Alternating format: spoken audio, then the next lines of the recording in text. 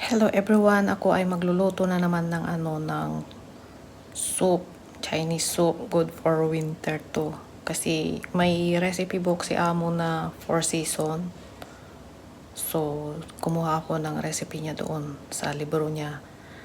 Papakita ko sa inyo yung mga kakailanganin ko. Yan.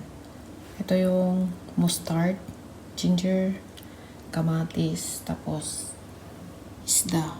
Prito yan. Prinito ko. Tapos ilalagay ko yan sa bag para hindi magkalat yung tinik niya sa soup. Kasi hindi naman nila kinakain yung isda. Lahat ng mga gulay niya. Iniinom lang nila yung soup. So yung isda ilagay na natin dito sa bag.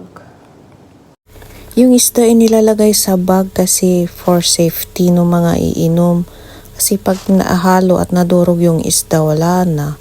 Magkakaproblema na. Tapos, hiwain yung kamatis at saka yung mustard. Yung mustard, kailangan ibabad muna sa tubig. Hugasan, tapos bago hiwain. Hiwain ng chunks. Yung maliliit lang. Lagyan na ng tubig. 3/4 ng kaldero yung tubig na ilalagay natin sa soup.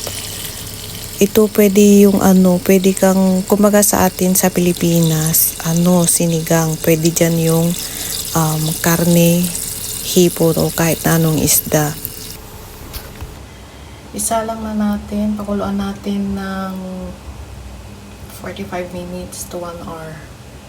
Pag kumulo na, pahinaan natin yung kasi naka-high heat, yan. Lagay natin sa medium heat later.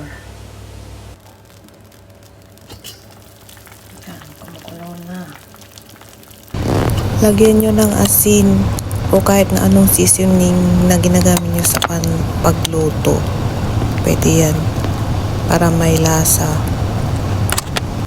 Masarap maghigop ng sabaw kapag malamig ang panahon. Thank you for watching po. God bless po sa inyong lahat. Please subscribe, like, share na rin po. Mag-iwan po kayo ng comment kung saan po kayo nanonood. Maraming salamat po ulit. God bless po sa inyong lahat. Nawa may naitulong na naman po ako sa inyong lahat.